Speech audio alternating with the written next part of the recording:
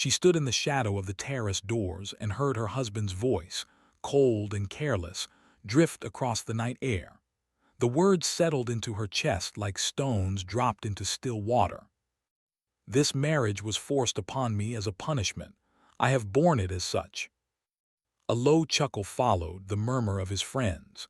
She did not hear their response.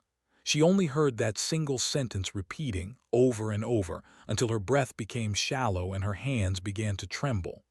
Ilara, the Duchess of Ashford, stood motionless in her pale silk gown, invisible behind the curtain, and felt the last fragile thread of hope inside her snap. For 1 year she had tried. She had greeted him each morning with a soft smile, learned his preferences, worn the colors he favored, managed his household with quiet devotion. She had believed foolishly that patience and gentleness might one day warm the ice in his eyes. Now she understood the truth. He had never wanted warmth from her. He had only wanted to endure her presence. She turned away from the terrace, her movements slow and deliberate. No one noticed her slip out of the ballroom. No one ever noticed the Duchess. She climbed the staircase of Ashbourne House with her head held high, even though her heart was shattering into 1,000 pieces.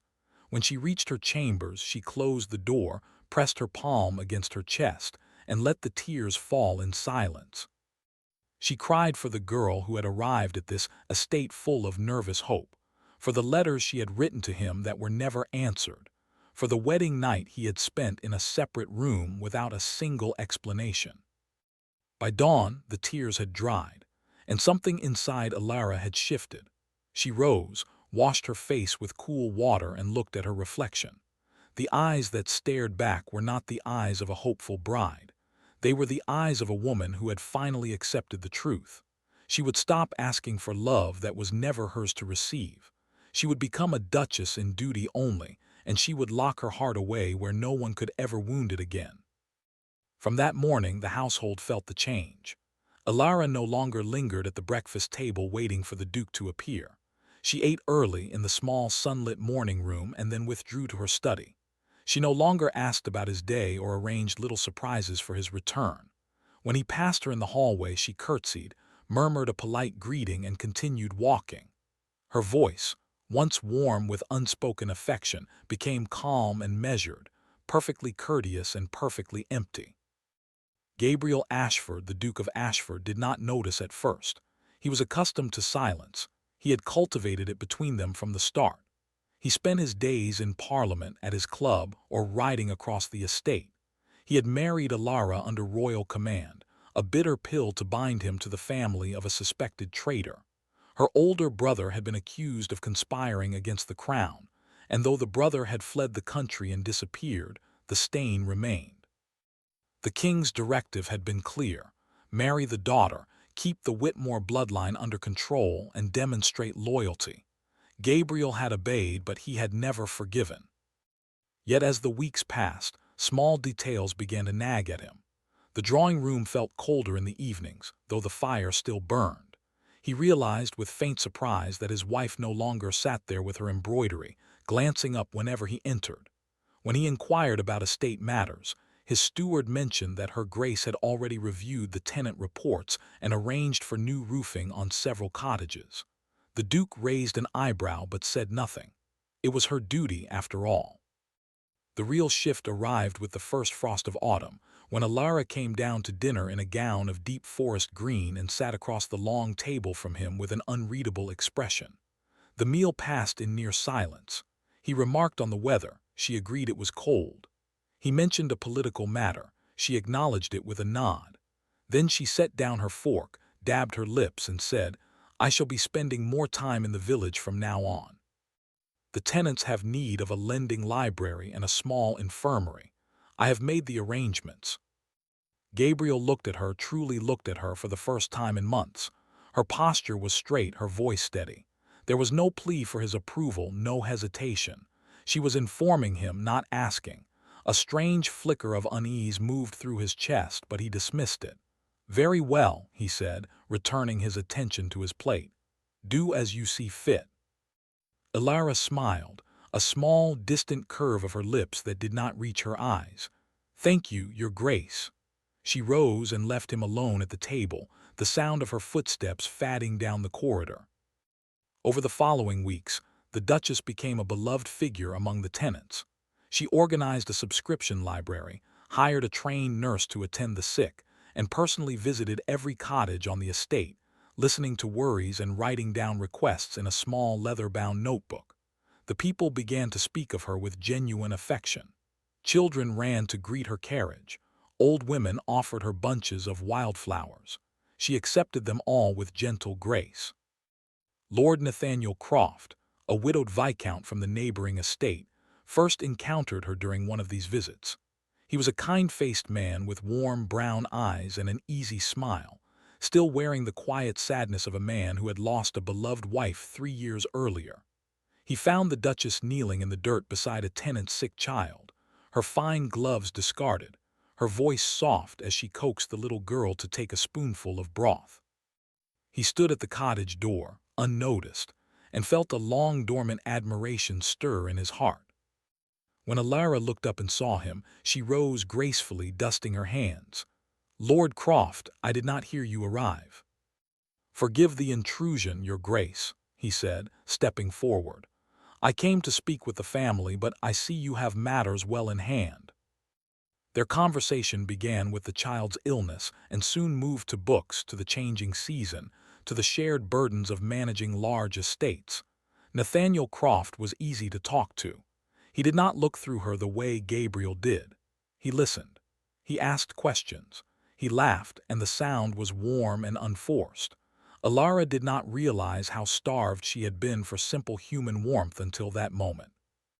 They began to meet by chance and then by gentle design, at the lending library, at a tenant's harvest celebration, on a walk through the wooded path that bordered both estates. There was nothing improper.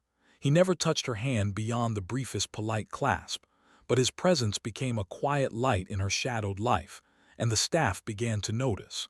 Whispers began, soft and speculative, though no one dared voice them openly. Gabriel noticed the change in his wife not through her actions, but through her absence. One evening he returned early from London and found the drawing room dark, the fire unlit. He wandered through the house, his footsteps echoing. In the small library he discovered Alara's writing desk, neatly arranged with letters and ledgers. A small leather sketchbook lay half-hidden beneath a stack of papers. Curiosity, an emotion he had rarely associated with his wife, prompted him to open it. The first pages were drawings of Ashbourne Hall, of the gardens, of a bird perched on a window ledge. Then he turned a page and stilled. It was a portrait of himself, rendered in charcoal with exquisite care. She had captured the stern line of his jaw, the distant coldness in his eyes, but there was something else, too, a softness around the mouth, a light in the gaze that he did not recognize. Beneath it, in her delicate handwriting, were the words, "The man I loved who never saw me." His hand tightened on the sketchbook. He turned more pages and found another portrait, this one unfinished, as if she had started it and then stopped. The eyes were only lightly sketched, the mouth firm, the expression unreadable, no words beneath it. He understood with a sudden, hollow ache that this was the portrait she could no longer bring herself to complete. He closed the book and set it down carefully as if it might burn him. Love, she had loved him. The thought was a foreign language, a key that did not fit any lock he had ever tried. He had spent a year resenting her, punishing her for a crime her brother had committed, and she had loved him through all of it, and he had called her a punishment. He had said it aloud where others could hear, where she might have heard. A cold dread crept up his spine. The next day he watched her at breakfast with new eyes. She was calm, composed, utterly unreachable. When she excused herself to meet Lord Croft about a joint drainage project for the tenant farms, a sharp, unfamiliar emotion twisted inside him, ugly and possessive. He recognized it with a jolt. Jealousy. He, who had never wanted her, now could not bear the thought of another man standing where he had refused to stand. That afternoon he rode to the village deliberately. He found them near the mill, standing a perfectly respectable distance apart, their heads bent over a map. Lord Croft laughed at something she said, and Alara smiled. A real smile, soft and bright, the kind she had once given to Gabriel and which he had never returned. The Duke dismounted, his boots striking the ground harder than necessary. "Your Grace," Lord Croft said, bowing, "we were just discussing the drainage work." "I can see that," Gabriel replied, his voice cooler than he intended. He turned to his wife. "I was not aware the project required such frequent consultation." Alara met his gaze without flinching. "Lord Croft has been most generous with his time. Many of our tenants benefit from his expertise." The Viscount, sensing the undercurrent, folded the map and made a polite excuse to leave. As he walked away, Gabriel stepped closer to Alara, his voice low. "You spend a great deal of time with him." She did not look away. "I spend my time on matters that improve the lives of our people. Is that a concern, Your Grace?" The formal title, spoken without warmth, cut deeper than any accusation. He searched her face for some trace of the woman who had sketched his portrait, who had written those aching words, but he found only cool composure. "It is not a concern," he said finally, though it was a lie. "Then I shall continue," she said softly, and walked past him toward the waiting carriage, leaving him standing alone in the dusty road. That night Gabriel did not sleep. He paced the library, the sketchbook's image burning behind his eyes. The memory of her smile at Lord Croft gnawed at him. He poured himself a brandy and stared into the fire. How had he been so blind? He had treated her like a shadow, and now she had stepped into the sun without him. The thought that another man might recognize her worth, might offer her the affection he had withheld, filled him with a panic he could not name. Driven by restless torment, he began to dig into the past. The scandal of Alara's brother had always been a dark stain, but Gabriel had never examined the details closely. He had accepted the official reports: treason, flight, disgrace. Now, with a desperate need to understand, he unearthed old correspondence in his study. Among yellowed letters and legal documents, he found a small, crumpled note, never sent, written in a shaking hand. It was addressed to Alara, signed by her brother, and dated just days before he vanished. The words were smudged as if tears had fallen on the ink. "I did not do what they say. I swear it. I will find proof. Claymore knows the truth. He orchestrated everything, but he holds a secret that would destroy the Ashford name if it were ever told. He threatens to expose it if I speak. Dearest sister, I am sorry. Protect yourself." Gabriel read the letter 3 times. His steward, Eustace Claymore, the man who had served his family for decades, who had advised him to keep a cold distance from his wife, who had whispered that the Whitmore blood was tainted.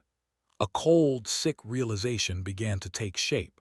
Claymore had framed Alara's brother, and the secret he held, something that could ruin the Ashford name, must have been the leverage. He summoned Claymore the next morning. The old steward entered the study with his usual calm deference, but something flickered in his eyes when he saw the Duke's expression. Gabriel did not waste words. He laid the crumpled letter on the desk. "Explain this." Claymore's face lost all color. For a long moment he was silent. Then his shoulders sagged. "It was to protect the family, Your Grace," he said hoarsely. "Your late mother, she had a weakness, a dalliance with a painter of low birth years before your father died. I discovered letters that would have shattered the dukedom's honor. Whitmore stumbled upon the same evidence. He planned to use it to clear his own name. I had to stop him. I arranged the evidence of his treason. I never meant for it to go this far." Gabriel felt the world tilt. His mother's reputation, his entire legacy built on a fragile lie, and Alara, innocent, loyal Alara, had known. She had known her brother was innocent and had chosen silence to protect the Ashford name, to protect the man who had treated her as a burden. She had sacrificed her family's honor, her own happiness, everything, for a duke who had called her a punishment. He left Claymore under guard and went searching for his wife. He found her in the garden, seated on a stone bench beneath the old oak tree, a book unread in her lap. She looked up as he approached, and something in his face made her set the book aside. "I know," he said, his voice rough, barely more than a whisper. "I know about your brother, about Claymore, about the secret you have been carrying alone." Her composure flickered just for an instant. She turned her face away. How did you find out? I should have looked sooner. I should have trusted you. He dropped to his knees in front of her, an act so uncharacteristic that she drew in a sharp breath. Elara, you sacrificed everything for my family's honor. You bore my cruelty, my indifference, and you never once asked for anything in return. I called you a punishment. I made you invisible, and all the while you were protecting me. Tears slipped down her cheeks, silent and steady. She did not wipe them away. I did it because I loved you, she said, her voice breaking. But I cannot do it anymore. I have spent every ounce of love I possessed, Gabriel. There is nothing left. The words struck him like a physical blow. He reached for her hands and she let him take them, though her fingers remained limp. Please, he whispered, please do not say that. I know I do not deserve your forgiveness, but give me a chance to earn it. Let me try. She looked at him, and for the first time he saw the depths of exhaustion behind her gentle eyes. I have given you 100 chances, she said. Every morning I woke up and hoped. Every evening I went to sleep and waited. You let me wait until I could wait no more. He bowed his head, pressing his forehead to her hands. He did not argue. He did not defend himself. He simply knelt there, a broken man, and let the silence stretch. A robin sang somewhere in the branches above. The scent of late roses drifted on the breeze. Finally, Elara spoke, her voice steadier. Lord Croft has asked me to consider a future with him. He is kind and he sees me. I have not given him an answer, but I am tempted, Gabriel. I am so tired of being unseen. Gabriel lifted his head and she saw the raw fear in his eyes. If you choose him, I will not stop you. I have no right. But before you decide, I need you to know the truth. I have been a fool, blind and proud. But somewhere buried beneath all my coldness, I began to love you. I did not recognize it until I feared I had lost you. I am not asking you to believe me now. I am only asking you to let me show you. She searched his face for a long, aching moment. Then she gently withdrew her hands and stood. I need time, she said. I need to learn who I am without the pain of loving you. He nodded, remaining on his knees as she walked away, her silhouette framed by the fading light. The days that followed were the longest of Gabriel Ashford's life. He did not pressure her. He did not follow her. Instead, he began to change in ways both small and profound. He cleared her brother's name publicly, revealing Claymore's treachery and restoring honor to the Whitmore family. He dismissed the steward and ensured the truth was recorded in legal documents. He wrote a long letter to Elara's brother, who had been living in exile, and arranged for his safe return to England. He also began to court his wife. He left flowers at her door, not extravagant hothouse blooms but simple wildflowers like those the tenants gave her. He attended the lending library opening and stood quietly at the back, watching her speak with warmth and intelligence to the gathered villagers. He asked her opinion on estate matters and listened, truly listened, to her answers. He never mentioned Lord Croft, though he saw the Viscount's carriage in the drive one afternoon and felt his heart clench. He simply waited. One evening, a fortnight later, a soft knock came at his study door. He opened it to find Elara standing in the corridor, wrapped in a shawl, her expression unreadable. I have something to tell you, she said. He gestured for her to enter, his heart hammering. She sat in the chair opposite his desk, and for a moment she simply looked at him, as if memorizing his face. I told Lord Croft that I cannot accept his offer, she said quietly. He is a good man and he deserves a whole heart. I realized I could not give him mine because it was never fully my own to give. A part of it, a stubborn, foolish part, still belongs to you. Gabriel's breath caught. He did not dare move. Elara. She held up a hand. Let me finish. I am not the same woman who loved you blindly. I have learned to value myself, to build a life that does not depend on your affection. If we try again, it must be a partnership, not a penance. I will not be your punishment and I will not be your redemption project. I will be your wife if you can meet me as an equal. He crossed the room and knelt before her once more, but this time she did not look at him with sorrow. She looked at him with cautious hope. "You have always been my equal," he said. "I was simply too arrogant to see it. I will spend the rest of my life showing you the respect and devotion you have always deserved. I will love you, Alara, not because I need to be saved, but because you are the most extraordinary woman I have ever known." She studied him for a long moment. Then slowly a small smile touched her lips, the same smile he had seen her give the tenants, warm and genuine. "Then we shall begin again," she said. "Slowly, honestly, and this time we will see each other." He rose and she rose with him. He did not pull her into his arms. He simply stood close, letting her feel his presence without demand. She reached up and brushed a lock of dark hair from his forehead, a simple, tender gesture that held more intimacy than any grand embrace. "I have missed you," she admitted. "Even when you were beside me, I missed you." "I am here now," he whispered, "and I am not going anywhere." In the weeks that followed, the household witnessed a quiet transformation. The Duke and Duchess began taking breakfast together, not in formal silence but in easy conversation. They walked the estate side by side, discussing crops and tenants and books. He learned to make her laugh, a soft, surprised sound that delighted him. She learned to lean on him when she was weary, trusting that he would not pull away. Lord Croft, ever gracious, became a true friend to both of them, and his visits remained welcome, though the jealous fire in Gabriel's chest slowly cooled into confidence. He understood now that love was not a cage, but a choice freely renewed each day. The truth about Alara's sacrifice became known quietly among the family and close friends, and the respect she had already earned deepened into something profound. When her brother returned to England, pale and older but free, she wept in his arms while Gabriel stood guard, a silent protector at last. On the first anniversary of that painful night in the ballroom, Gabriel led Alara back to the terrace where her heart had broken.